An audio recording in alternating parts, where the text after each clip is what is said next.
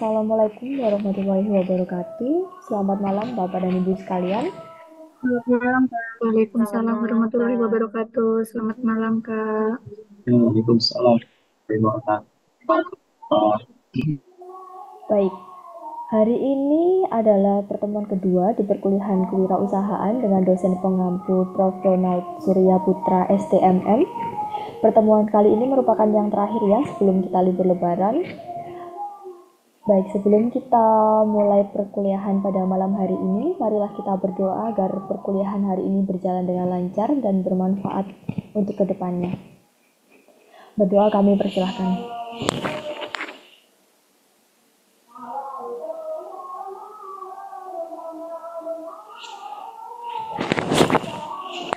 Baik, berdoa dapat diakhiri. Langsung saja untuk pertemuan hari ini dengan materi marketing kewirausahaan kepada Bapak Ronald kami persilahkan. Terima kasih Mbak Nova. Oke, selamat malam Bapak Ibu sekalian. Ya, malam Pak Rona. Ya, Selamat Selamat malam, Pak malam. Rona. jadi pertemuan hari ini berharapnya semangat gitu ya, karena kan minggu depan sudah libur agak panjang gitu ya. Oke, jadi sesi hari ini kita akan belajar sama-sama mengenai kebutuhan marketing dalam sisi entrepreneur atau kewirausahaan. Seharusnya kita ada sedikit semacam kayak simulasi games untuk menentukan tingkat kreativitas masing-masing. Cuma saya agak undur karena ini kan rekan-rekan masih banyak yang masih belum bergabung. Jadi saya jelaskan dulu materinya sedikit supaya nanti semua bisa mengikuti permainan entrepreneurnya.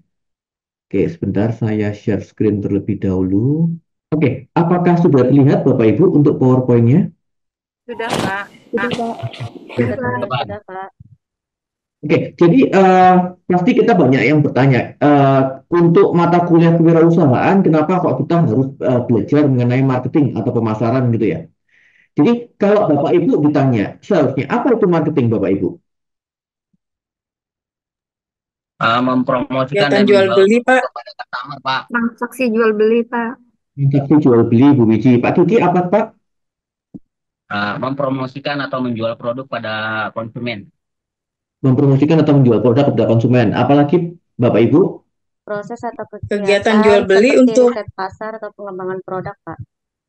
Silakan Bu Erna diulang kembali Bu. Proses atau kegiatan seperti riset pasar dan pengembangan produk, Pak. Oke. Kemudian apalagi Bapak Ibu? kegiatan jual beli, Pak, untuk memperoleh keuntungan.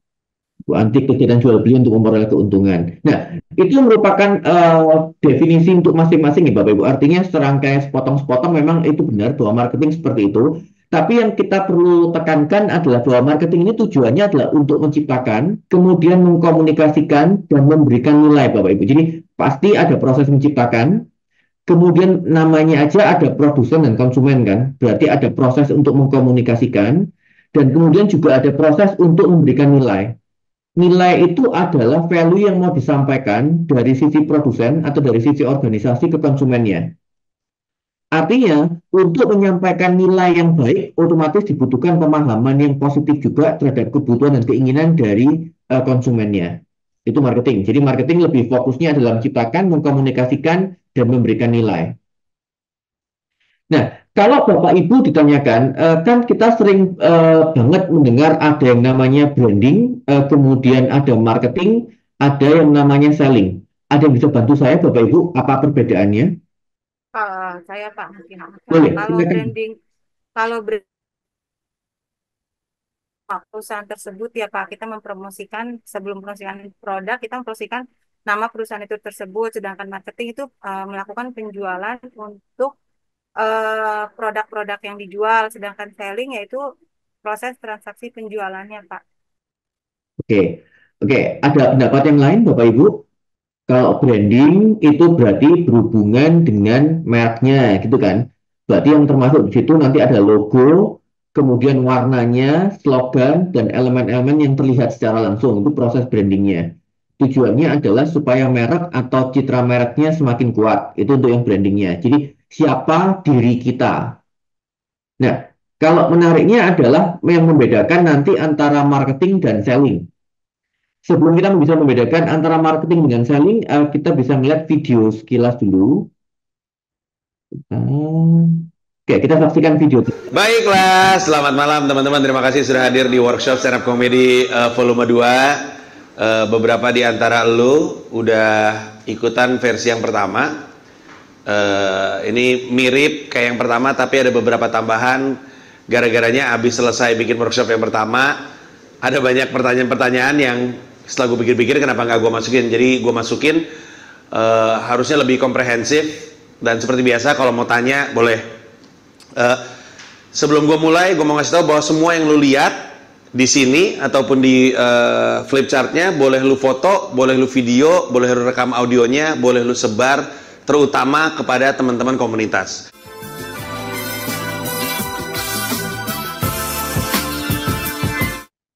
Jadi kalau misalkan lu mewakili komunitas tertentu, terus nggak semuanya bisa datang, lu bisa rekam untuk dikasih kepada mereka. Oke? Itu yang pertama. Terus yang kedua, seperti yang terakhir kali, gue mau ngasih tahu kenapa gue bikin workshop ini. Yang pertama adalah karena beneran cemas dengan beberapa komunitas yang lucu-lucu kalau bikin acara stand up comedy. Seperti yang saya bilang di waktu itu, Awe ketemu sama komunitas yang bikin acara Sun, kalaupun sold out, ternyata nggak nutup biayanya, sulit sekali. Kan aneh ya acara-acara kayak gitu. Plus ada banyak stand up comedy yang mau bikin show ke depannya nanti. Gue juga harapannya bisa ngebantu show-nya jadi lebih baik. Yang kedua adalah alasan konten YouTube, karena ini akan jadi tayangan. Seperti yang Anda tahu, saya masih mengincar 1 juta subscriber untuk mendekatkan diri saya kepada Raditya Dika. Dan yang ketiga adalah karena dari sisi gue sebagai pemiliknya Komika.id, makin banyak konten bagus, acaranya bagus nih, Komika.id-nya kan keangkat. Kalau misalnya lu bikin acara sukses, secara kualitas pertunjukan oke, secara kualitas pengambilan gambar juga oke, tayangan yang ada di Komika.id bukan cuma nambahnya juga makin bagus, gitulah kurang lebihnya. Oke. Gua kali ini memutuskan untuk menjelaskan sejumlah istilah, terutama yang ada kaitannya sama marketing, supaya pemahamannya sama. Karena nanti kedepannya kita akan ngomongin beberapa istilah, takutnya pemahamannya beda-beda. Dan untuk menjelaskan istilah itu, gue mau pakai analogi. Misalnya ada sirkus datang ke Jakarta, terus ada orang bikin poster nih, sirkus A ke Jakarta tanggal sekian, lokasinya di sekian. Itu namanya iklan. Kalau iklan itu ditempel ke gajah, ada gajah nih, kanan kirinya ditempelin iklan tersebut, gajahnya disuruh jalan-jalan Jakarta, itu namanya promosi. Kalau gajahnya terus masuk ke kantor wali kota, terus ngacak-ngacak taman, terus dudukin mobilnya wali kota, itu namanya publisitas. Kalau wali kotanya keluar dari kantornya, kemudian foto-foto sama wartawan karena udah keburu rame, terus dia bilang nggak apa-apa, namanya juga hewan, ini saya malah bersyukur, mobil saya pasti nilainya jadi mahal. Itu namanya public relations. Kalau kemudian orang-orang yang udah tahu kehebohan itu kemudian datang ke sirkus, kemudian di sana ditawarin harga tiketnya, kalau 1 50.000, kalau 4 jadi 80.000 aja. Terus kalau misalkan ada anak harganya cuman setengahnya. Terus udah gitu ketika orangnya bayar, oh sekalian nih mumpung kamu udah beli 4 tiket, mau nggak nambah 100.000, nanti di dalam sirkus makanan apapun gratis. Itu namanya sales. Nah, kalau semua kegiatan dari awal sampai akhir tadi direncanakan sama lu, itu namanya marketing. Dan kalau selama kegiatan dari awal sampai akhir, dari poster yang nempel di gajah, kemudian gajahnya masuk kantor wali kota, kemudian orang nonton sirkus, ada logo sepanjang kegiatan tersebut, entah itu logo gambar atau logo type. Kalau logonya dilihat juga di sirkus, orang ngelihat sirkusnya, terus dia secara nggak sadar dia ngelihat logonya. Kemudian beberapa minggu dari acara tersebut, setiap kali dia lihat logo itu, yang dia ingat adalah kehebohan yang di belakang. Terus lain kali mungkin tahun depan ada berita di koran, logo tersebut muncul, akan datang lagi, terus lu ingat lagi semua kehebohan yang tahun lalu. Itu namanya branding. Oke. Jadi tadi kita ngomongin iklan, kita ngomongin promosi, kita ngomongin publisitas, kita ngomongin public relations, kita ngomongin sales, kita ngomongin marketing, dan kita ngomongin branding. Itu semua adalah sesuatu yang gua tahu tidak dekat dengan komedian. Tapi inti dari kita bikin ini adalah karena bisa ngelawak dan bisa hidup dari lawak adalah dua hal yang berbeda sama sekali. Kalau mau bisa lawak, ilmunya kan ilmu-ilmu lawak. Bisa hidup dari lawak, ilmunya ilmu jualan. Nah, jadi kalau misalkan kita mau hidup dari lawak, kan berarti kita terima uang dari lawak. Kalau kita mau terima uang dari lawak, berarti kan ada yang kita jual. Nah, kalau kita menjual sesuatu, maka ilmunya udah bukan ilmu stand up lagi, ilmunya ilmu jualan, ilmu marketing. Itulah kenapa nama workshopnya workshop jualan stand up comedy. Oke, kalau dari video tersebut Bapak Ibu bisa disimpulkan apa? Apa itu proses branding, apa itu sales, apa itu marketing Bapak Ibu? Tadi kan ilustrasinya dengan menggunakan poster yang ditempelkan ke gajah gitu kan? Ada yang bisa bantu Bapak Ibu? Saya Pak, saya Yuk, mencoba silakan Bu Wiji. menjelaskan Pak. Dari video yang saya tangkap tadi, eh, marketing itu proses dari awal, dari pembuatan iklan sampai mempromosikan, terus sampai mendatangkan pengunjung-pengunjung itu Pak, itu proses marketing.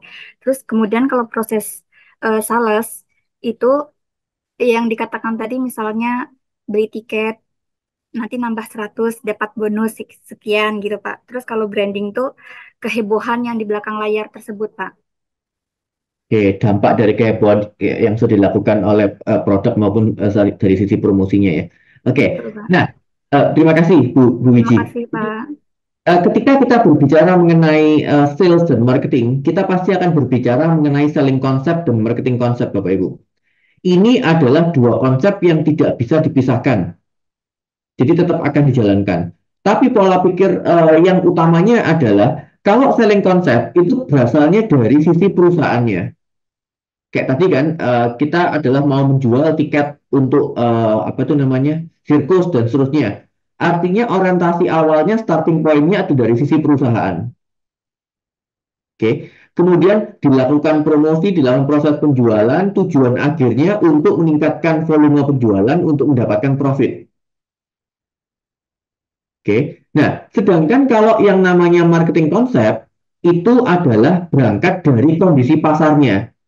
Oh, pasarnya suka sesuatu yang heboh. Artinya apa? Kita memahami kebutuhan dari sisi konsumennya, customer need-nya. Nah, setelah tahu kebutuhan dari konsumennya, baru kita melakukan berbagai macam kegiatan, termasuk yang tadi yang namanya sales. Makanya nanti kan ketika semua kegiatan dari awal sampai akhir digabungkan, itu namanya marketing. Itu yang namanya nanti integrated marketing. Tujuan akhirnya sama, untuk menghasilkan profit, tapi untuk juga melalui hubungan secara jangka panjang. Kalau sales kan tujuannya apa? Menjual, menjual, menjual. Yang penting jumlah kuantitinya banyak. Itu tujuan dari akhir dari seorang sales. Tapi kalau marketing, tujuannya sama, profit. Tapi untuk menciptakan kepuasan konsumen. Artinya lebih panjang untuk hubungannya. Hubungan jangka panjangnya juga akan lebih baik ketika kita melakukan yang namanya marketing konsep. Pertanyaannya, kenapa penting bagi seorang wirausaha untuk menciptakan yang namanya customer satisfaction atau kepuasan konsumen? Ada yang bisa bantu, Bapak Ibu? Saya Pak, Silakan Pak Dani. ya customer satisfaction itu adalah kepuasan untuk pelanggan ya Pak. Jadi apabila pelanggan itu puas dengan apa yang mereka dapatkan produk dari kita, mereka akan bisa untuk secara berkelanjutan untuk membeli produk kita lagi. Oke, artinya jadi loyal ya Pak Dani ya? Ya, bisa kembali lagi untuk membeli produk kita. Oke, nah kenapa penting untuk menciptakan yang namanya customer loyalty? Apa pentingnya untuk menciptakan customer loyalty? Agar customer kembali membeli produk kita kali Pak. Untuk customer selalu membeli produknya kita, benar. Lalu kenapa kita perlu untuk membuat customer loyalty yang semakin meningkat? Agar menciptakan penghasilan berkelanjutan, Pak. Oke, Benar. Nah, Bapak Ibu yang perlu dipahami adalah kalau misalnya gini, Bapak Ibu ketika membeli sesuatu, baik produk atau jasa, lebih percaya dengan sales atau lebih percaya dengan omongan teman atau tetangga atau keluarga, Info dari teman. Omongan sih, Pak. omongan dari teman. Nah, itu yang namanya customer loyalty, Bapak Ibu. Ketika kita menciptakan customer loyalty yang baik, otomatis akan menciptakan word of mouth atau omongan yang positif. Artinya kita nggak perlu bayar biaya promosi yang tinggi, kita nggak perlu bayar biaya eh, misalnya biaya untuk billboard dan lain-lain. Tapi dengan lewat omongan teman, omongan relatif yang semakin banyak menyuarakan mengenai produk kita, itu akan semakin membuat orang lain juga tertarik untuk membeli karena tingkat kepercayaan lebih tinggi. Makanya penting untuk menjalankan yang namanya marketing konsep. Arahnya gini Bapak Ibu, ketika kita nanti berwirausaha, targetnya jangan hanya sekedar melakukan penjualan-penjualan cepat dan cepat. Tapi tujuannya juga harus menjalin hubungan jangka panjang yang baik. Supaya apa? Nanti konsumennya kita tuh juga akan merekomendasikan produknya kita ke konsumen yang lain atau orang yang lain untuk membeli. Jadinya kan promosi gratis kan Bapak Ibu. Nah, itu yang harus dijaga dan harus selalu dikembangkan. Oke, sampai sini ada pertanyaan dulu Bapak Ibu. Oke ya. Nah, pertanyaannya jadi, kenapa kita penting untuk belajar marketing dalam kewirausahaan? Ada yang bisa bantu Bapak Ibu? Mengembangkan ketajaman bisnis, Pak. Mengembangkan ketajaman bisnis, apalagi? Saya Pak, Ya, silakan Pak Dani. ya karena marketing itu sangat penting Pak ya. Karena marketing adalah serangkaian aktivitas ataupun kegiatan yang kita lakukan untuk sebuah perusahaan ataupun usaha untuk mempromosikan, menjual, dan mendistribusikan produk ataupun layanan dan jasa yang akan kita jual gitu Pak. Oke, terima kasih Bu Wiji sama Pak Dani. Artinya gini, ya, saya tambahkan Bapak Ibu. Artinya gini, ketika kita punya produk yang bagus, tapi tidak memiliki kemampuan yang marketing yang bagus, semuanya akan sia-sia Bapak Ibu. Sehebat apapun kita memproduksi barang atau jasa, tapi kita nggak bisa memasarkan, kita nggak bisa menjualnya, kan percuma. Jadi artinya marketing ini tidak bisa dipisahkan dalam kewirausahaan, bahwa nanti walaupun kita sebagai seorang entrepreneur pun kita harus memahami konsep dari marketing. Oke ya, karena kesuksesan bisnis itu juga ditentukan dengan dari keberhasilan dari marketing yang kita lakukan. Oke, oke, ada pertanyaan Bapak Ibu? Oke ya, kita lanjut. Nah, Bapak Ibu silakan disiapkan kertas, kemudian silakan diikuti petunjuknya Bapak Ibu. Jadi ini merupakan game kreativitas. Bayangkan Bapak Ibu sekarang adalah di planet Venus Bapak Ibu. Jadi silakan gunakan kertas dengan bolpen atau pensil bebas. Kemudian instruksi yang pertama, imajinasikan bahwa Anda sedang berada di planet Venus. Oh, atau mungkin saya kasih waktu ya, 1 menit Bapak Ibu untuk ambil kertas dan bolpen, silakan. Oke ya, kita mulai. Jadi untuk instruksi yang pertama, imajinasikan bahwa Bapak Ibu saat ini sedang berada di planet Venus. Oke. Kemudian Bapak Ibu sedang melihat binatang yang berada di planet tersebut, di planet Venus tersebut. Binatang ini bukan ikan, bukan kupu-kupu, ulat ataupun ular. Oke. Merupakan binatang besar yang memiliki kepala, mata, hidung, mulut, telinga, leher, badan, tangan, dan kaki. Silakan diimajinasikan Bapak Ibu, kemudian silakan digambarkan menurut Bapak Ibu imajinasi dari binatang tersebut seperti apa. Oke, saya berikan waktu 4 menit untuk menggambar Bapak Ibu. Gunakan imajinasi Bapak Ibu sekreatif mungkin.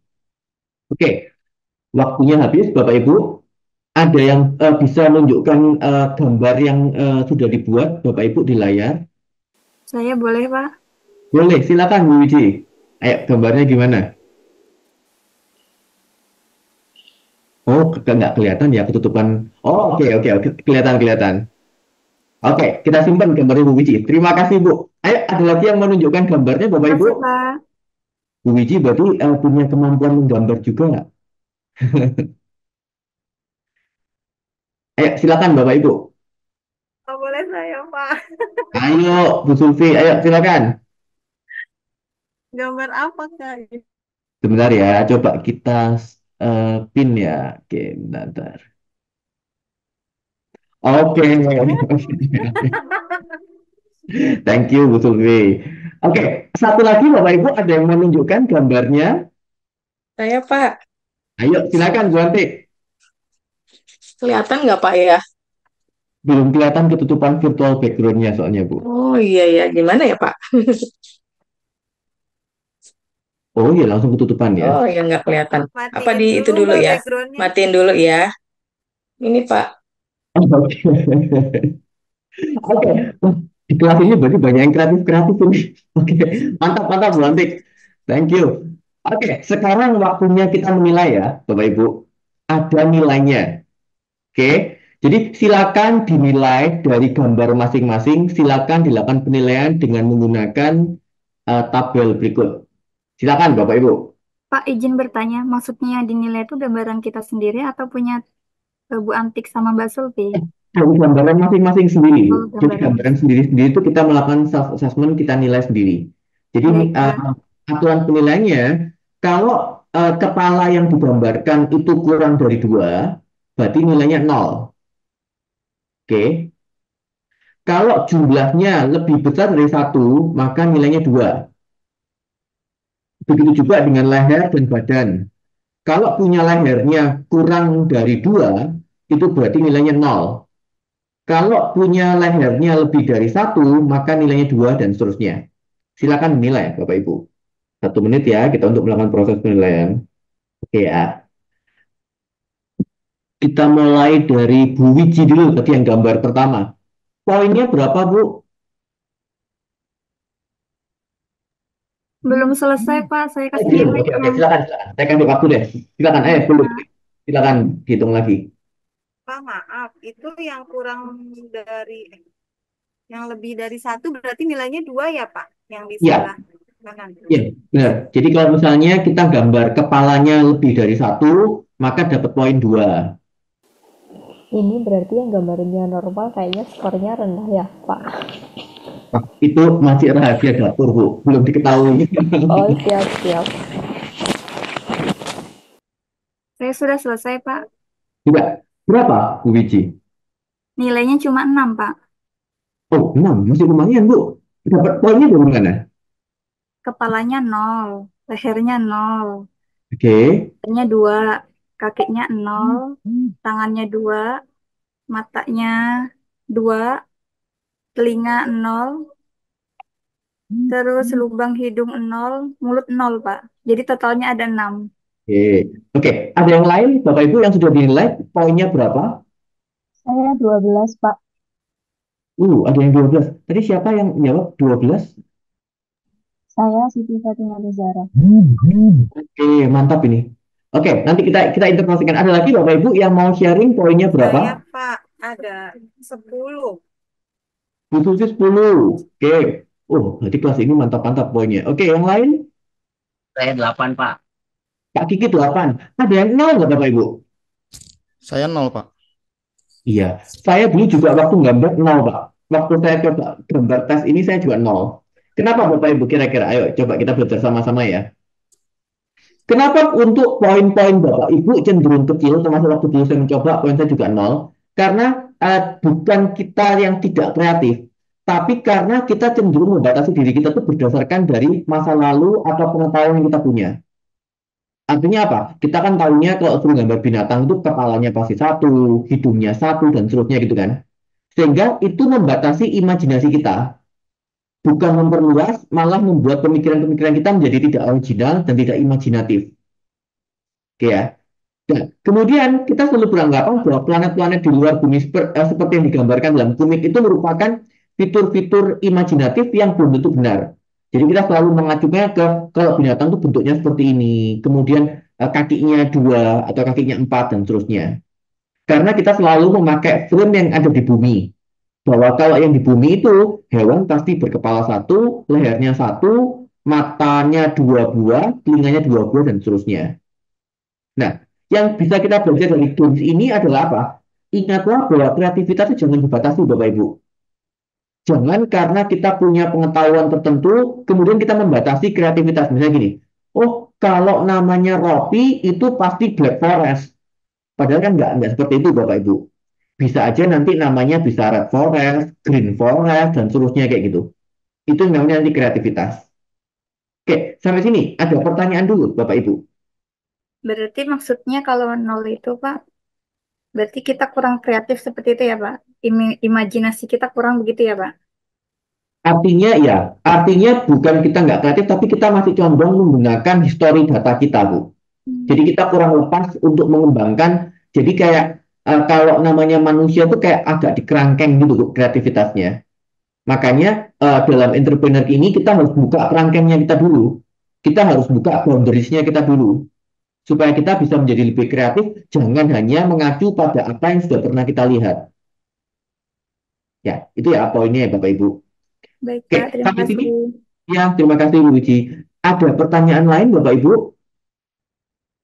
Kita lanjutkan ya Bapak Ibu. Pak, iya Pak. Oh, silakan Pak Dani.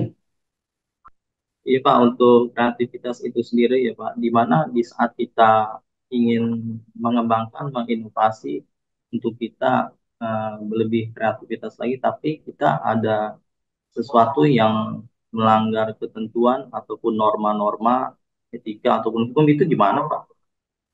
Oke, terima kasih Pak Dani pertanyaannya. Satu, kreativitas jangan dibatasi oleh apapun. Jadi kreativitas dikembangkan dulu sekreatif mungkin, tapi kan nanti ada yang namanya proses trial, Pak. Ketika proses trial, itu kan pasti akan ada waktunya kita meminta masukan dari lingkungan sekitarnya kita. Baru nanti kreativitas yang kita buat itu apakah melanggar norma atau melanggar aturan atau tidak, itu berdasarkan dari ketika kita mulai trial. Tapi di awalnya jangan dibatasi dulu. Karena kalau kreativitas dibilang, nanti kalau kayak gini saya nggak boleh karena nggak sesuai dengan norma ini. Nah, akhirnya kita jadinya nggak kreatif. Karena sudah dibatasi dengan berbagai macam aturan-aturan itu. Makanya bebaskan dulu kreativitas kita sekreatif apapun. Nanti baru setelah itu kita baru menyesuaikan satu persatu, Pak. Oh, misalnya untuk norma di daerah tertentu itu warna merah nggak boleh. Makanya kita nggak nanti kita menghilangkan warna merahnya dan seterusnya. Ya, gitu ya mungkin Pak Dani ya. Masih Pak. Oke, terima kasih Pak Dani. Oke, kita lanjutkan ya Bapak Ibu. Silakan mengikuti instruksi yang kedua. Setelah Bapak Ibu mengikuti instruksi yang pertama, silakan menggambarkan kembali imajinasi Anda tentang binatang yang berada di planet Venus tadi dengan kreativitas yang lebih luar biasa. Silakan, saya kasih waktu 4 menit aja ya Bapak Ibu, supaya nggak terlalu lama. Silakan. Oke, apakah ada yang sudah selesai Bapak Ibu? Saya sudah, Pak. Wiji sudah. Oh, boleh tunjukkan lagi Bu gambarnya?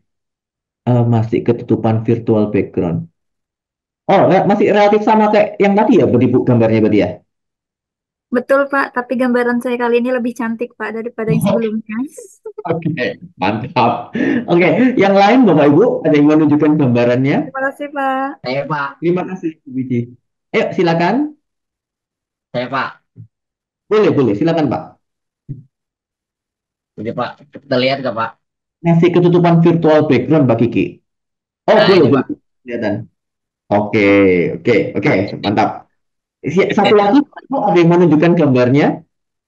Tadi yang poinnya 12 tadi siapa ya?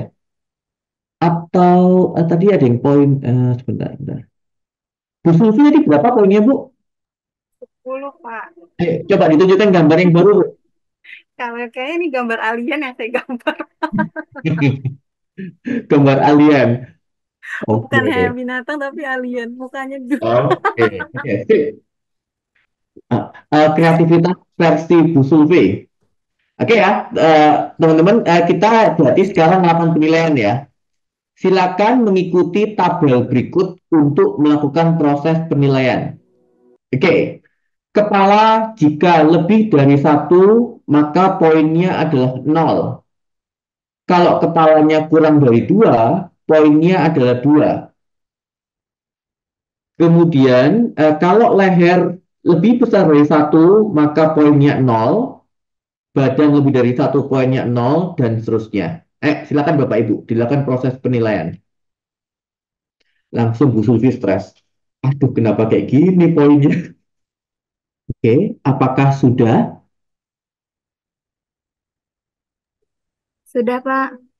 Oke, silakan Bu Wiji, poinnya berapa Bu? Untuk kali ini poinnya 0, Pak. Oh, Ibu malah 0.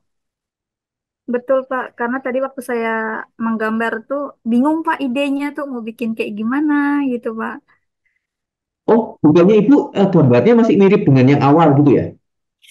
Betul, Pak. Cuma ada perbedaan sedikit. Tapi kayak contohnya total telinganya pun tetap 2, nggak ada nambah gitu, Pak. Oke, oke, oke. Bu Wiji 0. Ayo, yang lain, Bu Sulfi berapa? Jadi 6, Pak. Jadi 6, jadi turun sekarang. Apakah ada yang naik Bapak Ibu? Poinnya. Saya jadi 16, Pak. Pak Anam jadi 16. Saya nggak Ya, bisa gambar. Saya mau gambar, tapi saya mau gambar ini, Pak, sebenarnya, Pak. harusnya mau Poster. gambar. Tapi berarti keberuntungan memberikan hasil ya Pak? Iya, Karena nggak bisa gambar, malah poinnya tinggi. Nah, iya, saya mau gambar ini. Bapak Ibu, kalau artinya apa dengan ilustrasi yang berikut ini? Yang pertama adalah berpikir kreatif itu jangan sampai berorientasi pada masa lalu. Artinya kan tadi kita baru belajar bahwa nilai tingginya itu poinnya adalah ketika kepalanya lebih dari 2. Nah, informasi-informasi saat seperti itu yang baru kita terima biasanya membuat kita akhirnya mengikuti arus. Artinya apa? Kreativitas jangan hanya sekedar mengikuti arus. Oke, tapi artinya kita malah yang harus membuat arusnya itu. Jangan cenderung kita harus menghindari untuk meniru atau melihat kecenderungan umum. Jadi harus berpikirnya itu secara terbalik, Bapak Ibu. Artinya ketika kita merasa bahwa itu sesuatu yang biasa, kita harus mencari sesuatu yang relatif berbeda. Keunikan itu sangat penting dalam kreativitas atau dalam sisi kewirausahaan. Oke, tadi yang sempat ditanyakan sama teman-teman sekalian kan bahwa kalau kemudian dibatasi dengan norma apa?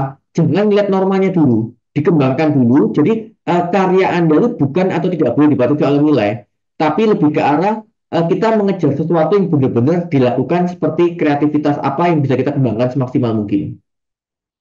Oke, jadi harapannya sama-sama kita bisa belajar Bapak Ibu dari games tadi ini. Arahnya yang pertama kita jangan mengingat atau mengembangkan kreativitas kita berdasarkan dari apa yang sering kita lihat. Tapi ketika ada sesuatu informasi yang kita terima, jangan langsung kita mengubah apa yang di pola pikir kita. Artinya apa? Ada kalanya bahwa yang kita pikirkan, apa yang kita idekan, itu tetap bisa berhasil. Tapi memang prosesnya masih menunggu proses. Oke, sampai sini ada pertanyaan dulu Bapak Ibu. Saya Pak mau tanya Pak. Silakan Pak Kiki. Ini di poin pertama berpikirlah kreatif, jangan berorientasi pada masa lalu. Nah, terkadang kan di masa mendatang atau masa sekarang yang kita lalui itu, terkadang apa yang mau kita lakukan, kadang pola pikir kita atau pemikiran kita bisa kita terpikir balik ke masa lalu kita gitu Pak ya. Apa tipsnya kira-kira Pak untuk mengulangi hal-hal Oke, seperti itu? artinya boleh Pak. Artinya segini, ketika kita dulu Terima kasih berbicara, Pak. iya terima kasih Pak. Artinya ketika kita melihat tren fashion misalnya Pak, seharusnya tren fashion itu kan berulang kan Pak. Dulu misalnya lagi tren bentuk gambar yang polkadot, tiba-tiba sekarang polkadot menjadi tren kembali. Artinya kita tuh boleh melihat ke masa lalu untuk mencari ide. Tapi ide kita jangan terkekang hanya dari berdasarkan masa lalu, Pak. Artinya misalnya gini, kita selama ini kalau melihat donat bentuknya selalu melingkar, tengahnya lubang. Nah, itu kan berarti masa lalu, Pak. Kreativitas kita jangan dibatasi dengan donat yang seperti itu. Bisa aja nanti suatu saat kita menciptakan donat yang bentuknya misalnya kotak atau bentuknya kubus dan seterusnya. Jadi masa lalu itu menjadi ide sebagai masukan, tapi jangan sampai membatasi kreativitasnya kita. Gitu maksudnya Pak Kiki. Baik Pak Ronald, makasih penjelasannya. Terima kasih Pak Diki. Oke, ada pertanyaan lain Bapak Ibu? Saya Pak izin bertanya. Silakan Bu Mici. Untuk poin ketiga, ada di sini hindari meniru atau melihat kecenderungan umum, cobalah berpikir terbalik. Itu maksudnya seperti apa ya Pak? Mohon dijelaskan Pak, berpikir terbalik itu seperti apa? Terima kasih Pak. Ya, terima kasih Bu. Artinya, ketika kita ingin menciptakan sesuatu yang kreatif, artinya kita harus membuat tren, Bu. Misalnya gini, sekarang ini yang lagi, ketika beberapa tahun yang lalu kan tiba-tiba tren boba. Semua orang-orang menciptakan produk dengan produk bobanya. Nah, harapannya kita sebagai orang kreatif, kita bukan hanya sekedar mengikuti tren. Berpikirnya terbalik itu artinya jangan mengikuti hanya sekedar mengikuti tren, Bu. Artinya kita mencoba memikirkan dengan kreativitasnya kita sendiri. Bisa aja bobanya itu dimodifikasi, dikembangkan menjadi sesuatu yang berbeda. Itu bisa aja. Artinya berpikir terbalik itu bukan sekedar yang lagi tren kita selalu ikuti, tapi apa yang menjadi originalitas dari kekuatan produknya kita tetap harus dikembangkan. Karena apa?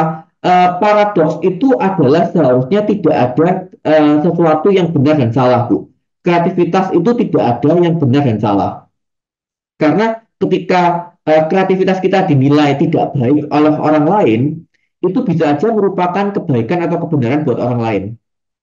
Jadi kebenaran atau kebenaran itu adalah sesuatu yang paradoks, tidak ada. Jadi ketika itu dianggap salah buat orang lain, itu merupakan kebenaran yang lain. Makanya kita harus berpikirnya kreatif, jangan takut untuk salah. Jadi kreativitas itu tidak bisa disalahkan. Artinya apa? Kreativitas itu memang harus dikembangkan, harus dibuat supaya kita tetap bisa mempunyai keunikannya masing-masing. Gitu, BBG. Baik Pak, dimengerti. Terima kasih Pak. Terima kasih, Ibu. Apakah ada pertanyaan lain, Bapak Ibu? Oke ya, kita Saya lanjut. Pak, Oh, silakan, Bu. ya, untuk poin yang nomor 2 Pak, itu kan ada hindari segala bentuk yang membatasi diri, melainkan selalu memperluas. Kalau misalnya seperti apa, kita bisanya bikin donat ya bulat, tengahnya bolong gitu kan Pak. Tapi kan sekarang kan kreativitas donat udah banyak Pak. Tapi kalau misalnya kita punya pemikiran, udah kita dagangnya donat, ya udah donat aja, nggak usah bikin model bentuk yang lain. Itu kalau kayak gitu gimana Pak tanggapannya Pak? Oke. Eh, Seharusnya gini, Bu. Kita boleh lah, namanya aja mengadopsi kan. Artinya kita juga mengenal konsepnya ATM kan. Amati, tiru, modifikasi. Ketika kita tidak memiliki ide, paling mudah adalah kita mengamati dan meniru terlebih dahulu. Baru nanti disesuaikan dengan kemampuannya kita untuk melakukan proses modifikasi. Tapi ketika kita membicarakan mengenai entrepreneur, harapannya seharusnya kita punya keunikan. Kenapa? Bayangkan, Bapak Ibu, kalau misalnya tadi kita menciptakan donat yang hanya mengikuti donat yang sudah ada persis, pasti kita akan cenderung susah untuk bersaing dibandingkan kompetitor-kompetitor yang sudah lama bermain di bidang sektor donat. Tapi ketika kita menciptakan donat tapi punya keunikan yang berbeda, misalnya donatnya dibikin versi apa? Bola misalnya sekarang misalnya. Orang kan pasti berpikir, ini donat apaan ya? Mereka pasti merasanya aneh. Tapi kan sesuatu yang aneh itu dianggap sesuatu yang unik, orang tertarik untuk mencoba. Nah, itu merupakan salah satu trik untuk membuat produk kita memiliki daya tarik. Membuat sesuatu yang unik, sesuatu yang tidak biasa. Karena bayangkan Bapak Ibu, kalau tiba-tiba kita ikut pasar gitu ya, yang jualan di pasar ada 10, semuanya jualan donat yang sama persis, donat dengan meshes di atasnya.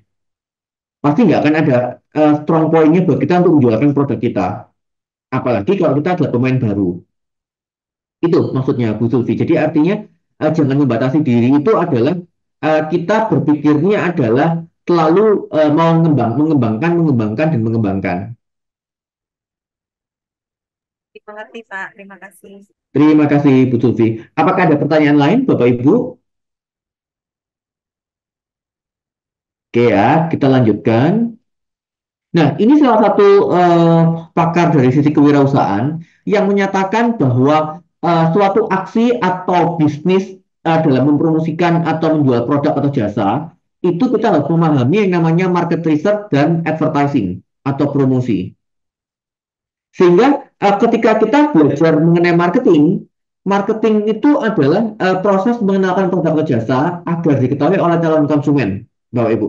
Karena percuma kalau kita produknya, Bu Sulfi sudah bikin donat bentuk bola 2 jam, tapi nggak bisa dimarketingkan, itu kayak merupakan sesuatu yang sia-sia. Nah, pembuatan strategi itu harus disesuaikan sehingga dapat diterima atau dirasakan oleh konsumen. Nanti kita akan belajar lebih detail. Caranya bagaimana supaya produknya kita diterima? Maka kita harus melakukan yang namanya riset pasar. Harus melakukan analisis pasar. Dan kita ngerti target penjualnya mau kemana.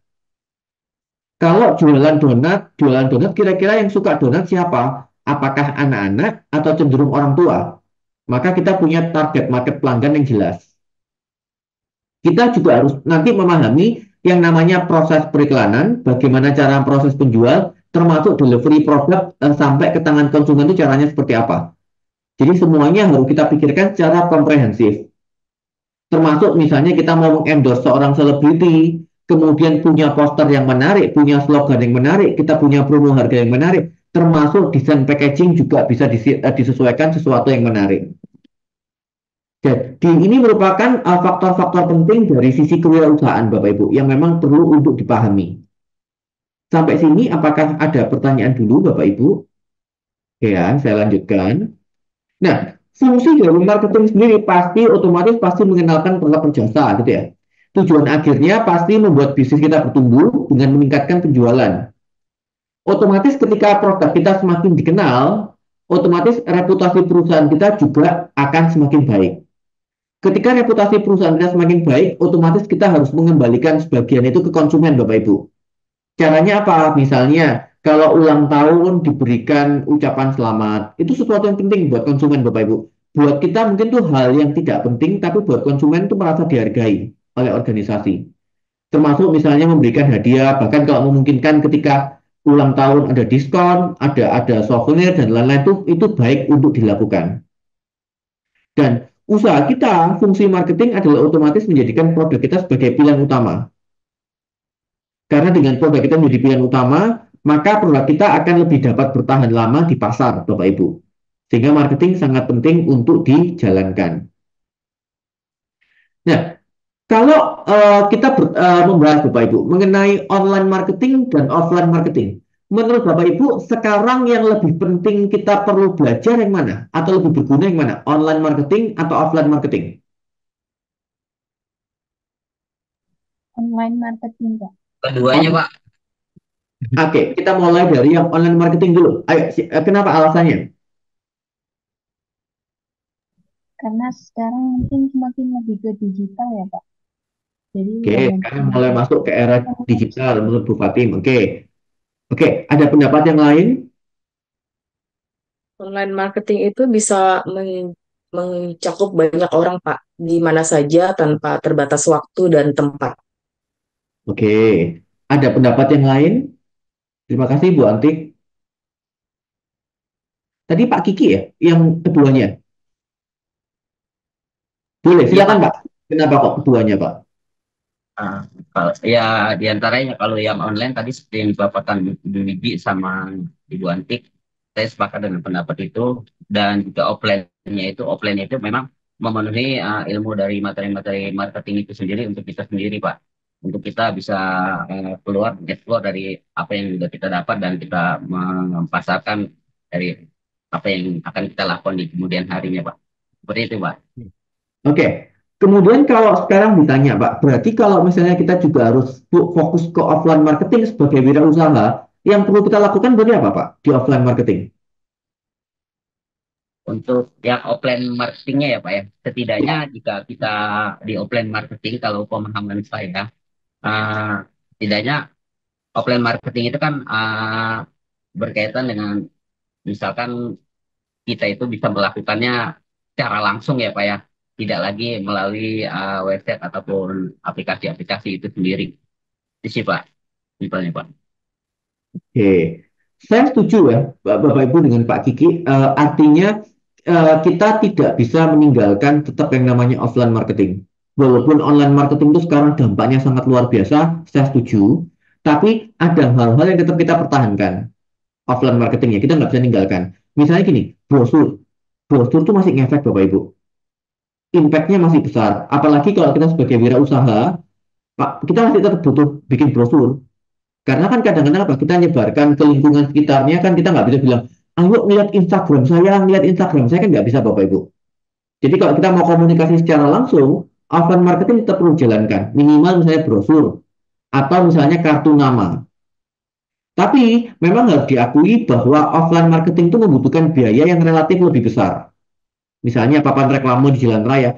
Tapi papan reklame kalau secara datanya Bapak Ibu, menurut penelitian dari AC Nielsen, itu impact-nya juga masih besar Bapak Ibu.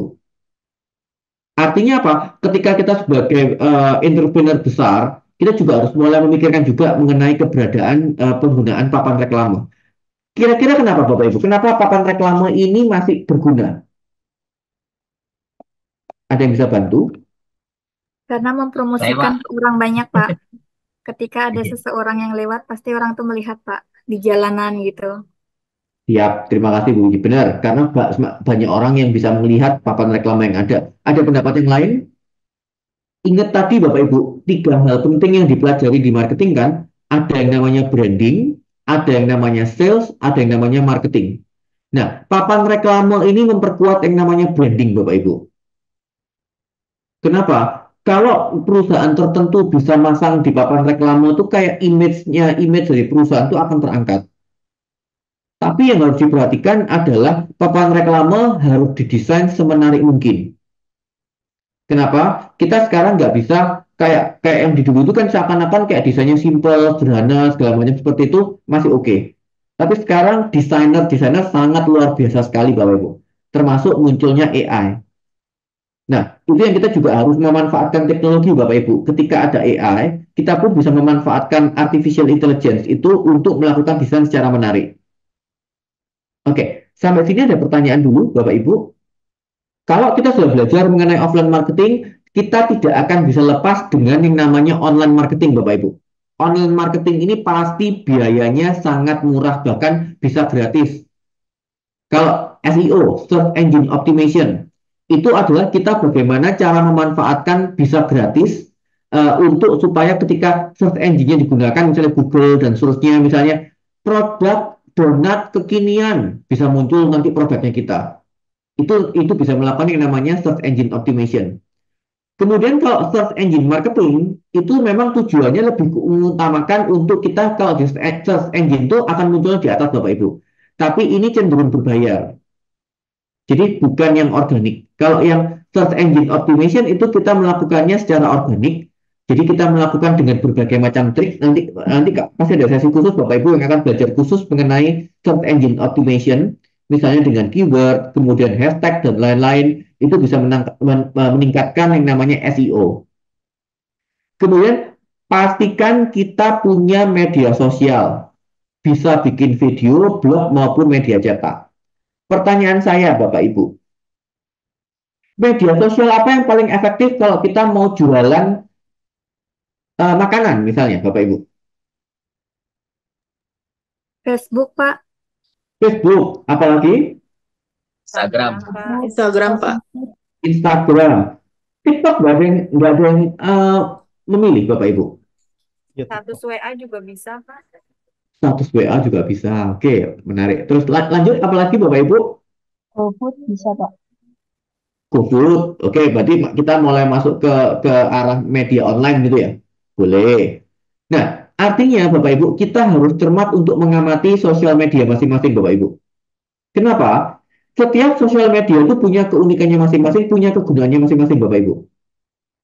Kalau misalnya kita mau menjangkau segmennya adalah generasi Z, otomatis TikTok yang paling kencang Bapak Ibu.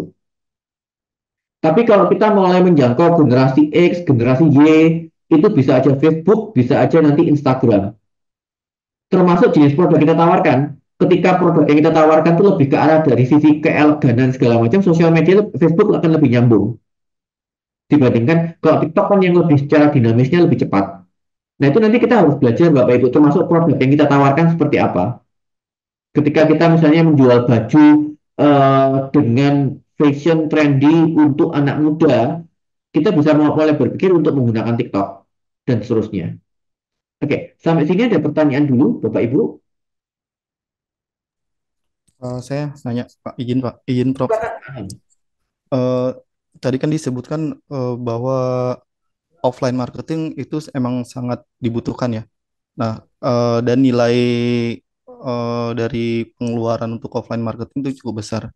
Nah, untuk usaha UMKM sendiri, batasan minimal untuk kita bisa mempromosikan, maksudnya untuk mengiklankan itu offline marketing itu minimalnya ada nggak batasannya itu, Pak? Agar eh, biaya biaya marketingnya nggak terlalu besar gitu, Pak. Ya, pertanyaan bagus Pak Anom. Terima kasih Pak Anom buat pertanyaannya. Jadi Bapak Ibu, kita juga harus belajar nanti dari sisi teknik pembajetan bahwa selalu harus disediakan budget untuk advertising atau promosi. Nah, idealnya budget yang digunakan untuk promosi itu adalah 10-20% dari total biaya, Pak. Jadi misalnya kita sebelum produksi sesuatu, biaya produksinya adalah 5.000. Kemudian ditambahkan biaya packaging, biaya tenaga kerja, dan lain-lain sudah 10.000. Artinya, kalau 10-20% berarti per satu unitnya kita hanya boleh mengalokasikan 1.000 sampai dengan 2.000 per unit, Pak. Biaya untuk kita melakukan advertising. Tapi jumlah totalnya kita produksinya berapa? Misalnya, kita produksinya 100. Berarti kan kita punya uang 100 sampai 200 ribu yang bisa dipergunakan untuk advertising. Bebas macam-macam, Pak. Bisa dipakai untuk misalnya offline, berarti kita bisa cetak brosur. Tapi kalau ke online, misalnya kita nanti bisa menggunakan yang namanya Facebook Ads. Kita bayar. Tapi maksimalnya kita hanya bisa bergerak sampai dengan maksimalnya di 1 juta. Karena targetnya kita adalah bisa menjual sebanyak 100 unit. Jadi memang benar, Pak. Harus ada mekanisme pembajetan untuk advertising. Dan itu idealnya adalah 10-20%, Pak, dari total biaya yang digunakan. Oke, terima kasih Pak Anom buat pertanyaannya. Ya, terima kasih, Prof. Oke, karena ini jam 8, walaupun kelebihan 2 menit, jadi kita akan break dulu, Bapak Ibu, sekitar 10 menit. Jadi kita akan kembali lagi di 12 ya Bapak Ibu. Kita kembali lagi untuk masuk ke sesi penjelasan, termasuk nanti kita melanjutkan bisnis plan-nya kita, produknya kita masing-masing. Oke, silakan kita break dulu Bapak Ibu. Oke, kita lanjutkan. Nah, ini hal-hal yang sering Bapak Ibu pasti dengar mengenai yang namanya marketing mix, Bapak Ibu. Nah, marketing mix itu sendiri itu seharusnya merupakan teori yang dikembangkan sejak tahun 60-an, tapi masih update sampai dengan sekarang. Di mana marketing mix ini kita akan belajar mengenai produk, kemudian price, place, dan promotion. Dalam teori pengembangannya, marketing mix 4P ini sudah berkembang banyak banget Bapak Ibu. Sempat menjadi 4C, itu dari perspektif customer, kemudian menjadi 4A dari perspektif kedua belah pihak, kemudian P-nya berubah jadi 7P, bahkan ada yang sampai 16P. Tapi kita hari ini fokusnya ke 4P aja, di mana kita akan fokusnya ke produk, price, place, dan promotion. Kalau produk itu seperti yang kita bahas minggu lalu, Bapak Ibu. Jadi kita membahas mengenai bagaimana caranya kita menciptakan produknya kita, menghasilkan produk atau jasanya kita dengan memahami kebutuhan dari konsumen. Kita membahas mengenai produk. Jadi outputnya adalah nanti adalah pasar bisa menerima tentang produk yang kita tawarkan. Oke. Kemudian kalau price itu adalah bagaimana caranya kita menentukan harga jual dari produk atau jasanya kita. Artinya, ketika kita menentukan harga jualnya, kita sudah mempertimbangkan berbagai macam biaya-biaya lain yang dikeluarkan selain biaya produksi. Tadi kan misalnya seperti Pak Anang mau ditanya, kalau biaya advertising itu besarnya boleh berapa? Nah, itu nanti kita akan tentukan di price. Nah, secara aturannya Bapak Ibu, aturan misalnya gini, kalau kita berjualan makanan, itu biasanya profit marginnya berapa Bapak Ibu? Ada yang bisa bantu saya? Kalau kita berjualan makanan, profit marginnya biasanya berapa? Umumnya Bapak Ibu, kalau makanan itu adalah 70 sampai dengan 100%. Artinya ketika nanti kita memproduksi makanan, ditambahkan biaya yang lain-lain, itu nanti penjualannya perlu ditambahkan 70 sampai dengan 100%. Tapi kita juga harus lihat dari sisi kompetitor. Itu nanti kita untuk membahas cara menentukan harga. Nah, untuk place itu bisa macam-macam Bapak Ibu, bisa offline store, bisa online store. Artinya kita mau menjual atau mendistribusikan produknya kita kemana?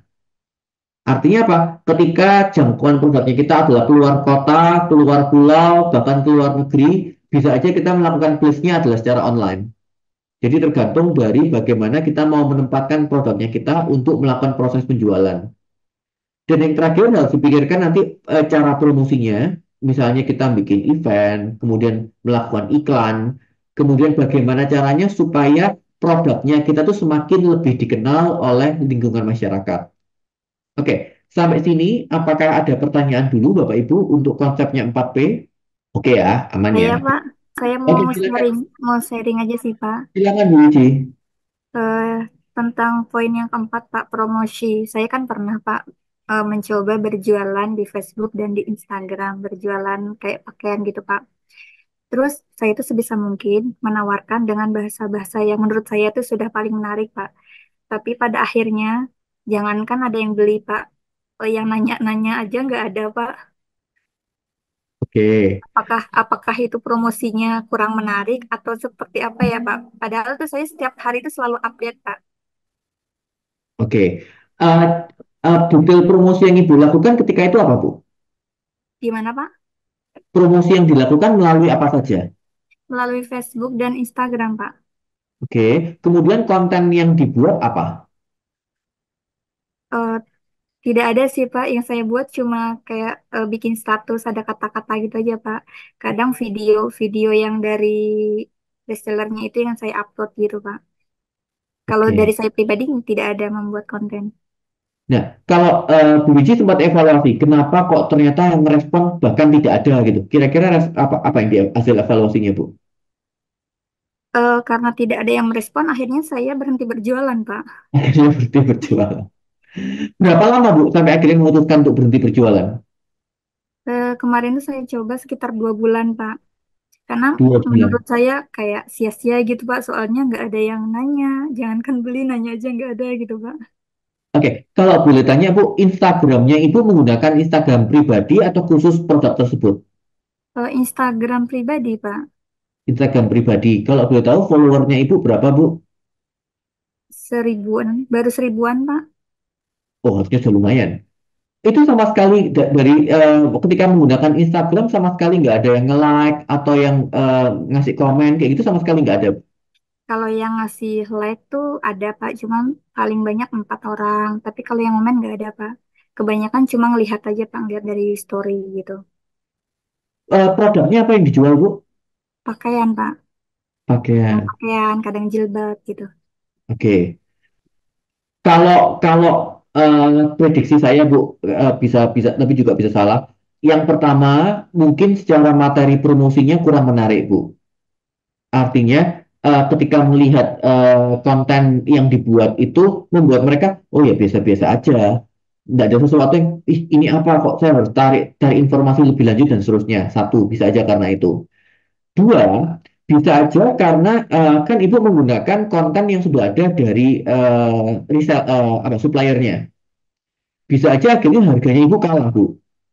Ketika dibandingkan, terus mereka memahami ada di tempat lain yang berjualan, karena kan susahnya online itu seperti itu. Si konsumen itu dengan mudah langsung membandingkan antara store yang satu dengan store yang lain dengan jarak dimanapun. Ketika kita mengambil sesuatu produk artinya lebih ke arah kulaan atau mengambil barang, kan pasti kita menaikkan margin profitnya kan, otomatis harga jualnya kita relatif lebih tinggi. Nah, ketika dibandingkan dengan tempatnya kita ngambil, otomatis kan konsumennya bilang, ya ampun, ini loh videonya aja sama persis. Barangnya dijual sama persis. Ngapain harus ngambil ke Bu Wiji? Mendingan ngambil ke tempat yang aslinya kayak gitu. Bisa aja karena kayak gitu, Bu.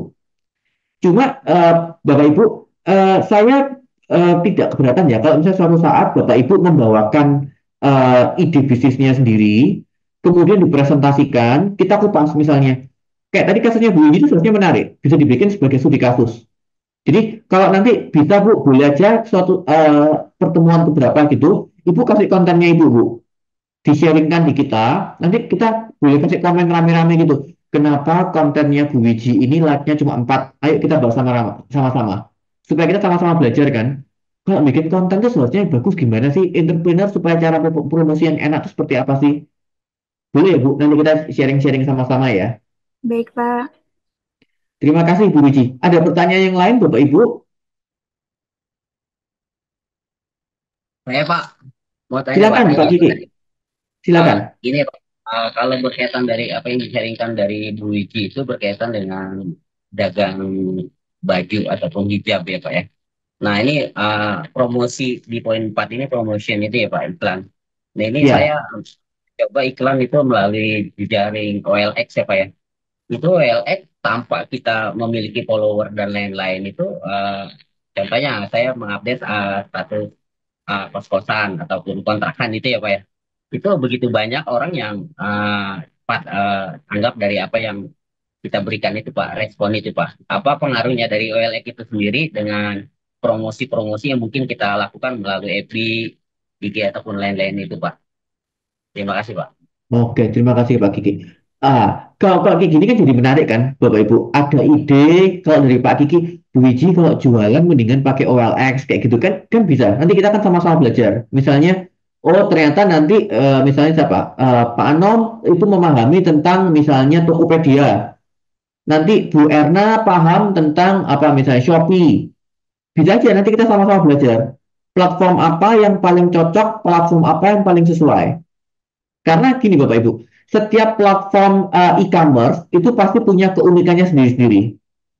Nah, otomatis orang yang paling bisa bercerita menjelaskan adalah orang yang sudah pernah mengalami. Misalnya, tadi Pak Kiki kan berjualan melalui OLX. Ternyata responnya bagus.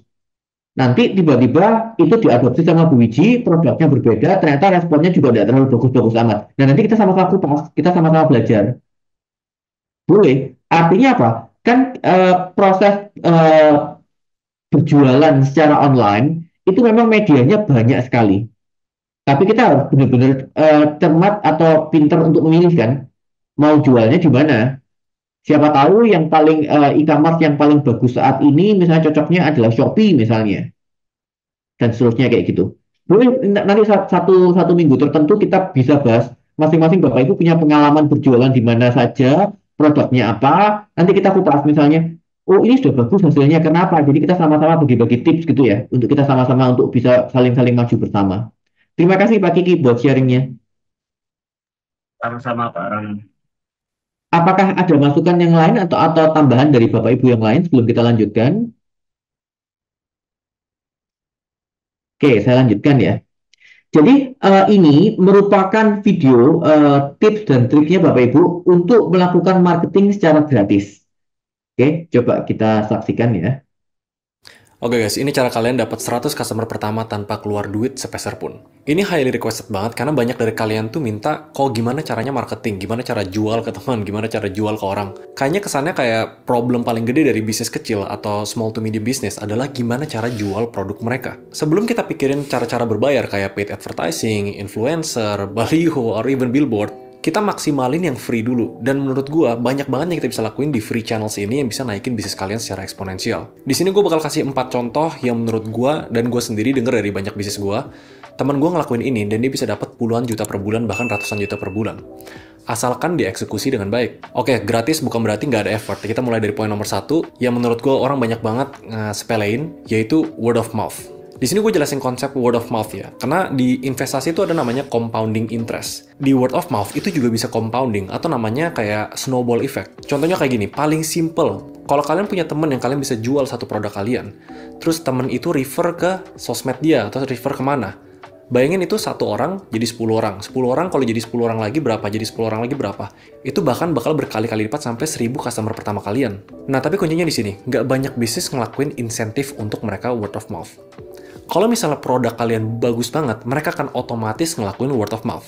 Tapi kadang yang perlu kita lakuin, lu suka nggak produknya? Mereka suka. Kenalin dong teman lu yang kira-kira mau beli produk gua. Atau, coba dong share kode promo ini ke teman lu, kalau teman lu mau beli, lu dapat diskon. Hal kecil itu banyak banget bisnis nggak lakuin. Mereka expect bahwa produknya bagus banget, terus tahu-tahu di-share sama orang. Jadi poin nomor 1, gimana cara kita maksimalin word of mouth adalah kita memberikan insentif. Di saat kita menjual ke teman kita ingetin mereka, kalau misalnya temen lu ada yang mau beli, kita bisa kasih A, kita bisa kasih B. Lu bisa pakai sistem affiliate, lu bisa pakai sistem kode promo, lu bisa pakai sistem nanti gue kasih lu produk gratis. Apapun itu caranya, maksimalin word of mouth. Karena kalau misalnya ini dilakuin dengan baik, yang tadi gue bilang, word of mouth itu bisa jadi bahkan nggak perlu ngelakuin yang lain di sini, bisa dapat 1000 customer pertama kalian. Asalkan kalian memberi mereka insentif untuk mereka share ke temannya mereka. Selain produknya bagus, ingetin mereka untuk share ke temannya mereka. Kemarin gue baru ngobrol-ngobrol sama adik gue, dia udah dapat hampir 100 juta dari freelance. Gue bilang, lu dapat kliennya gimana? Soalnya caranya agak berbeda dengan gue. Gue tuh sangat percaya word of mouth dalam project-project klien gue. Jadi klien gue refer ke orang lain. Nah, adik gue pakai strategi gratis, yaitu community marketing. Kalau misalnya kita bingung mau cari customer dari mana, the number one rule of marketing adalah kita mesti tahu segmentasi pasar kita di mana. Siapa sih yang bakal membeli produk kita, siapa yang bakal jadi loyal customer kita. Kalau kita udah define itu, kita cari community-nya. Ada banyak di Facebook, WhatsApp, Twitter, Discord, bahkan bisa coba komunitas-komunitas lain. Dan 99% of the time, kalau kalian ke platform itu, pasti ada komunitas gratis yang kalian bisa join. Misalnya kalian jualan aksesoris game, kalian datang ke komunitas Facebook game itu banyak banget, bahkan ada ratusan komunitas. Dan kalian bisa interaksi di sana, bikin post, kalian bisa komen, kalian bisa like. Jadi jangan langsung hard sell dulu produk kalian. Kalau kalian udah dapat reputasi di sana, baru kalian jualan. Setelah kalian jualan, jangan lupa poin pertama, yaitu bagian word of mouth-nya. Karena itu yang akhirnya bakal bikin first customer kalian menjadi customer kedua, ketiga, keempat, sampai ke sekian ribu. Nah, gue tahu tips-tips ini tuh dari mana sih? Kalau gue kebanyakan tuh dari experience, dan beberapa tuh gue dapat dari mentor. Tapi kalau misalnya kalian susah cari mentor atau gimana, gue mau thank you banget Kunci udah jadi sponsor di video gue. Jadi aplikasi Kunci by Telkomsel itu aplikasi gratis di mana kalian bisa belajar dari mentor-mentor bisnis yang udah pengalaman, dan ada sekitar 600 video lebih, mulai dari sutradara, CEO, co-founder, chef, dan lain-lain. Kalian bisa nonton kapanpun, dimanapun, belajar tentang bisnis atau skill-skill sejenis di platform ini. Nah, enaknya kalau misalnya kalian udah dapat experience dari mentor-mentor yang udah pernah ngejalanin field-nya, jadi kalian punya resiko untuk melakukan kesalahan lebih kecil. Jadi nggak ada salahnya kalian download Kunci. Nanti linknya bakal gue taruh di description di bawah. Kalian juga follow Instagramnya kunci.id. Kadang mereka tuh suka webinar gratis ngejelasin tentang materi-materi bisnis kayak gini. Jadi thank you Kunci for sponsoring the video. Kita lanjut ke poin ketiga, yaitu organic social media content. Ini sesuatu yang menurut gue ya, semua bisnis harus lakuin organic social media. Gue akan ceritain sebuah cerita ya. Jadi gue lagi belakangan ini ngelakuin platform namanya Curhat Bisnis. Gue IG live dengerin bisnis-bisnis kecil tuh gimana cara mereka thrive. Ada bisnis yang omsetnya 2 miliar, ada bisnis yang omsetnya ratusan juta. Mau tau nggak, apa satu hal in common yang mereka lakuin untuk dapat omset segitu?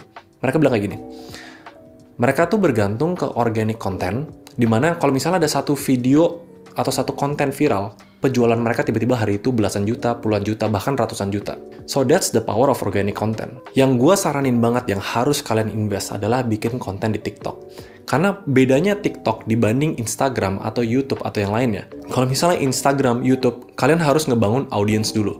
Kalau TikTok, kadang kita nggak punya audience sama sekali. Itu kalau video bagus, algoritmanya itu bakal push bisa sampai jutaan views. Dan untuk platform yang lagi difokusin untuk grow creatornya, mereka lebih bisa grow brand kalian juga. Anggap kalian invest bikin 10 konten yang mungkin effortnya nggak segede itu. Tapi ada satu konten yang tiba-tiba boom, viral, terus dapat jutaan views. Di saat itu juga kalau misalnya CTA kalian benar, kalian bisa dapat berapa ribu customer pertama kalian mungkin ya. Tadi gue mention CTA itu namanya call to action. Jadi jangan sekedar bikin konten doang, tapi kalian harus arahin setelah orang nonton konten itu, orang harus ngapain. Jadi sifatnya agak soft sell, lalu kalau misalnya mereka tertarik lebih lanjut, jadi mereka boleh beli ke link yang disediakan gitu misalnya. Ini poin keempat yang menurut gue sekarang kalian bisa mulai ikutan, yaitu ikut kontes-kontes publik atau platform publik online. Apa tuh maksudnya? Ini contohnya ya, paling simpelnya misalnya iko-ikoyan, atau misalnya ada kompetisi apa, atau misalnya kayak curhat bisnis misalnya. Kemarin ada bisnis yang ikutan curhat bisnis, terus dia tiba-tiba bilang, oh weekend ini dapat orderan banyak banget gara-gara di feature di curhat bisnis. Jadi kadang tuh ada platform-platform gratis di sana yang actually ngebantu bisnis-bisnis kalian kayak free di showcase, atau misalnya kalian bisa minta tolong ke Rubik majalah atau apa, tolong liput dong, atau tolong gimana dong. Kalian bisa nebeng, tanda kutipnya, untuk promote your brand and your product out there. Honestly ya, menurut gue kalau misalnya kalian ngelakuin poin 1 sama nomor 2 aja tok dengan maksimal, kalian tuh udah bisa dapat 100 bahkan 1000 customer pertama. Kalau kalian bisa lakuin poin ketiga dan poin keempat, mungkin itu udah bukan 100 customer lagi, itu udah ngomongin 1000 sampai 10.000 customer kalian. Soalnya dengan organic content dan putting your exposure di media ternama atau kayak platform ternama, kalian tuh bring your product atau brand game tuh di atas dibanding circle-circle kalian doang. Jadi sebenarnya ada banyak lagi free marketing channel yang kalian bisa lakuin, tapi kalau gua sekarang lebih suka fokus ke 4 itu. Boleh aja explore ke paid marketing kayak bayar influencer atau bayar advertising, tapi nggak ada salahnya buat kita maksimalin yang gratis dulu. Since marketing yang gratis itu nanti kedepannya bakal jadi namanya own channel, apalagi social media kita ya. Kalau kalian ada pertanyaan atau pengen diskusi, feel free untuk komen di bawah. Jangan lupa subscribe, like, follow, share, apalagi ya kira-kira itulah. Alright, see you guys in the next video. Oke, jadi harapan saya Bapak Ibu, melalui video tadi kita juga bisa mulai berpikir kira-kira media apa yang paling cocok untuk kita bisa mengembangkan bisnisnya kita. Mulailah dengan sesuatu yang gratis dulu Bapak Ibu. Jangan terlalu banyak berinvestasi, misalnya tiba-tiba pakai Facebook Ads dan seterusnya. Itu sesuatu yang bagus, tapi kita harus menganalisa dulu. Tapi selama prosesnya itu, jika ada sesuatu yang gratis yang bisa kita manfaatkan, dimanfaatkan semaksimal mungkin. Oke ya, terutama di contohnya kan bagus, word of mouth, kita bisa memberikan insentif. Bisa juga kita bisa memberikan sampel produk Bapak Ibu. Misalnya kita jualan cookies misalnya. Produk yang barunya kita kayak di atasnya kita kasih kayak plastik kecil gitu yang untuk sebagai sampel produknya kita. Untuk menjelaskan bahwa kita punya varian baru loh dan seterusnya. Nah, dengan adanya insentif atau sampel produk, itu akan membuat produknya kita akan semakin bisa diterima lebih baik, dan orang tuh akan melakukan word of mouth secara positif. Oke, sampai sini ada pertanyaan dulu Bapak Ibu. Oke ya, oke. Ini mungkin kita perlu diskusi Bapak Ibu, karena ternyata hari ini yang masuk tidak terlalu banyak. Nah, seharusnya secara planningnya, ini kita akan melakukan breakout room, kemudian Bapak Ibu diminta untuk berdiskusi, melanjutkan produk yang minggu lalu, kemudian dikembangkan untuk versi 4P-nya. Nah, pertanyaan saya, apakah di sini ada yang grupnya sama sekali tidak ada, atau hanya tinggal sendirian? Lengkap ya, berarti ya. Oke, berarti akan ada 5 breakout room. Jadi Mbak Nova minta tolong dibuatkan 5 breakout room. Bapak Ibu silakan nanti masuk. Jadi yang nggak ada kan kemarin kelompok 4 breakout room 4. Berarti nanti kelompok room 1 Pak Anom dan rekan-rekan, kemudian room 2 Pak Dani dan rekan-rekan, room 3 Bu Antik dan rekan-rekan, room 4 Bu Erna dan rekan-rekan, kelompok 5 Bu Nabila dan rekan-rekan, dan Pak Eki ya kalau nggak salah. Jadi silakan segera untuk masuk ke breakout room. Tujuannya Bapak Ibu untuk mendiskusikan produk yang minggu lalu dimatangkan, kemudian nanti bikin konsep 4P-nya. Pertanyaan saya, butuh waktu berapa lama Bapak Ibu? Tidak harus diselesaikan hari ini. Jadi nanti setelah terserah Bapak Ibu mau 20 menit atau 25 menit. Kemudian kita akan kembali ke main room atau room utama. Saya akan menjelaskan sedikit materi untuk penutupan, tapi presentasi dari marketing mix-nya itu akan kita lakukan di pertemuan selanjutnya. Supaya Bapak Ibu, harapan saya ada breakout room itu supaya Bapak Ibu juga nggak terbeban nanti setelah ini masih harus mengerjakan pekerjaan tugasnya. Jadi kita bisa kerjakan selama proses perkuliahan. Mau berapa menit Bapak Ibu untuk diskusinya? 25 menit, 20 menit itu ya Bapak Ibu ya. Oke, silakan Mbak Nova diarahkan ke breakout room-nya 20 menit dari sekarang ya Bapak Ibu. Nanti saya akan coba masuk ke masing-masing breakout room. Baik Bapak Ibu, sudah saya createkan 5 room. Jadi untuk yang room 6 geser ke room 5 ya Pak, karena kemarin yang room 4 kosong gitu ya. Ya, benar. Yang room 6 geser ke room 5, yang room 5 geser ke room 4. Baik, silakan Bapak Ibu bisa langsung join. Sudah saya buatkan roomnya. Nanti kita akan kembali ke main room berarti jam 20.55 ya Pak? Benar, 20.55. Baik, silakan Bapak Ibu bisa segera join.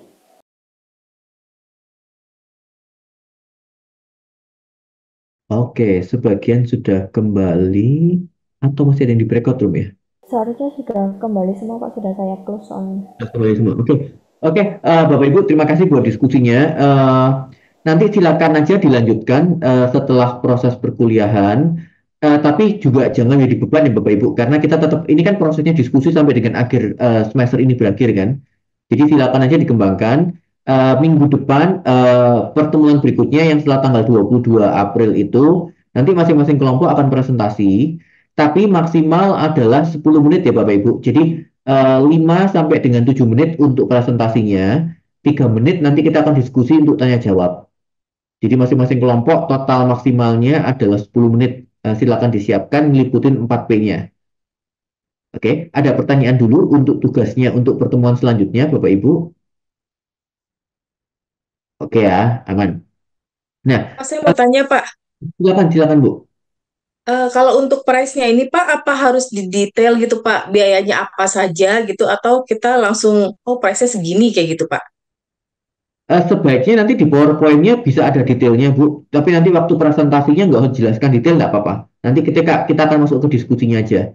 Tapi ketika nanti ditanya dasarnya menentukan harga itu seperti demikian, itu dasarnya apa, sudah ada perhitungannya semua.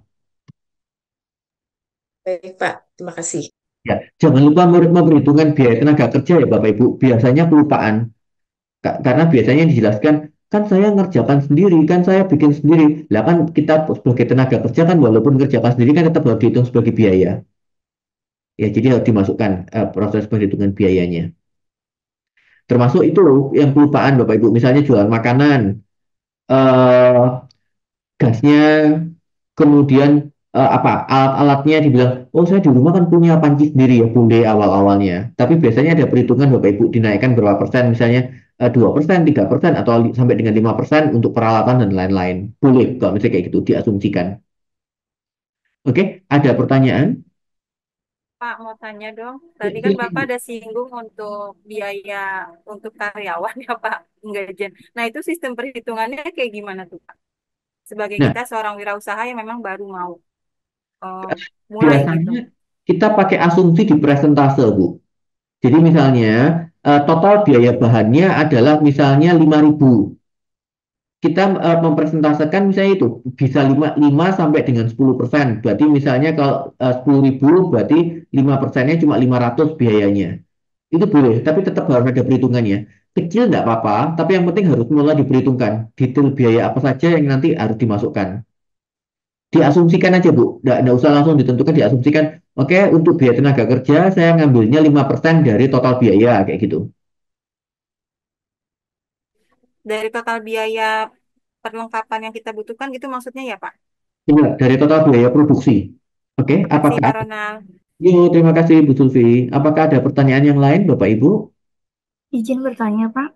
Silakan Bu Biji. Tadi ada Bapak jelaskan kalau untuk presentasi kan totalnya 10 menit. Kalau untuk tanya jawab nanti totalnya berapa menit, Pak?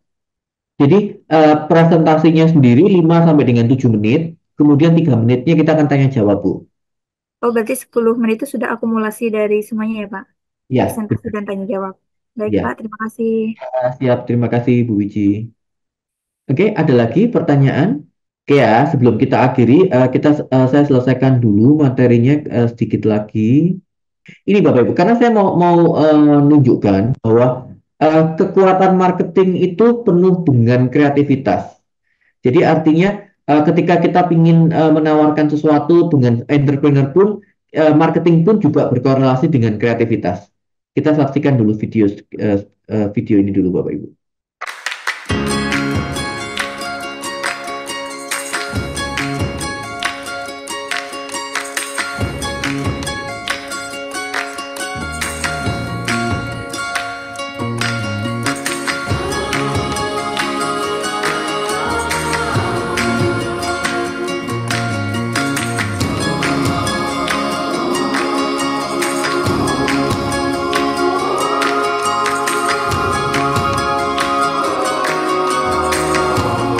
Buenos días. Hola. ¿Qué es esto? Latino. Your name? I don't speak Spanish. ¿Cómo te llamas? Por favor, dime tu nombre. Me llamo Adri. Encantada, Adri. You have beautiful eyes. Beautiful. Eres la chica más guapa que he visto en una parada de autobús. ¿Acabas de decir lo mismo? Entre tú ¿Y yo podría ver algo? Mi novio. Soy un romántico de los de antes. No tuviera novio, eres guapo. ¿Que soy guapo? Sí, pero sí. Espera. No. No, ¿dónde vas?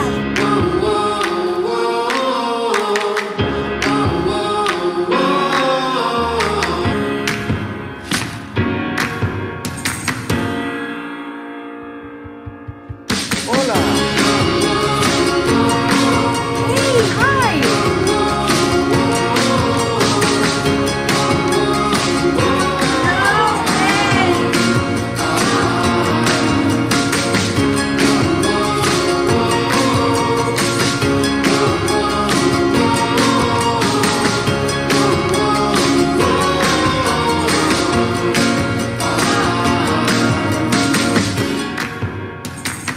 Oke, ada yang mau berkomentar Bapak Ibu terhadap iklan yang baru dilihat? Buat saya ini kreatif Bapak Ibu, karena ternyata itu hanya berbeda satu bus stop kan, yang dikiranya kita berbicara dengan orang yang berada di negara yang lain, ternyata bisa bertemu. Nah, hal-hal seperti ini tuh yang akan membuat konsumen kita menjadi ingat dengan apa yang kita lakukan.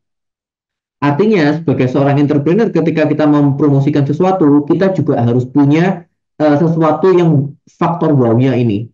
Bagaimana cara memasarkan produknya kita, tapi cara memasarkannya itu akan bisa diingat oleh konsumennya kita. Bisa nanti dalam bentuk konten yang kita buat, atau misalnya dalam bentuk materi promosi yang kita buat, flyer yang kita buat, dan seterusnya. Artinya ada faktor wow-nya. Tadi saya sempat masuk ke beberapa kelompok, ada yang kelompok tiba-tiba mau bikin onde-onde tapi rasanya sayur. Itu menurut saya cukup kreatif. Cuma nanti tinggal tes pasarnya bisa menerima enggak, kreativitasnya oke, tapi nanti secara rasanya oke enggak, tinggal dites. Tapi itu namanya kreativitas Bapak Ibu. Jadi buatlah sekreatif mungkin, seliar mungkin, sesuatu yang masih belum umum untuk digunakan oleh banyak orang. Oke ya, ada pertanyaan sampai sini Bapak Ibu? Oke ya, saya lanjutkan satu bagian lagi Bapak Ibu. Ada lagi yang namanya psikologi marketing Bapak Ibu. Nah, psikologi marketing ini adalah bagaimana tingkat pemahaman terhadap motif-motif yang dapat mempengaruhi sisi emosi dari seseorang. Menariknya nanti di sini. Ini iklannya saya skip. Jadi, saya ingin membahas mengenai prinsip Deco Effect. Nah, prinsip Deco Effect ini menarik Bapak Ibu. Karena apa? Ketika kita menentukan strategi harga, itu juga bisa menstimulasi orang untuk memilih harga sesuai dengan target yang kita mau. Oke ya, sebelum saya masuk ke Deco Effect, juga ada orang itu takut dengan yang namanya ketinggalan tren, FOMO, Fear of Missing Out. Artinya, kita juga harus bisa memanfaatkan ketika sesuatu produknya kita terkenal, kita perlu membuat beberapa sesuatu yang membuat, kalau saya nggak nyoba produk ini, berarti saya ketinggalan zaman dan seterusnya. Itu termasuk dalam psikologi marketing. Nah, yang ingin saya jelaskan lebih mendalam itu adalah mengenai the Deco Effect. The Deco Effect ini adalah kita memunculkan awalnya itu hanya 2 produk, Bapak Ibu, di penjualan popcorn. Ini ilustrasinya. Saya jual di harga $3 untuk yang ukuran small, dan saya jual di harga $7 untuk yang ukuran besar. Artinya kalau misalnya kayak gini, kebanyakan konsumen akan memilih yang mana ketika tidak ada produk yang di tengah. Pasti yang kecil, apalagi anak muda. Aduh ya ampun, beli popcorn aja harganya $7, berarti itu kan 100.000 lebih gitu kan. Nah, sebagai solusinya kita tuh seharusnya mau jual yang tengah Bapak Ibu. Maka dimunculkan seakan-akan ada solusi untuk konsumen bahwa kita peduli kepada konsumen, dijual produk yang di tengah-tengahnya. Ketika muncul produk yang di tengah-tengahnya, otomatis sebagian besar konsumen itu pasti akan milih yang di tengah Bapak Ibu. Ya, jadi ini merupakan strategi harga, tapi yang memanfaatkan kreativitas dari sisi marketing.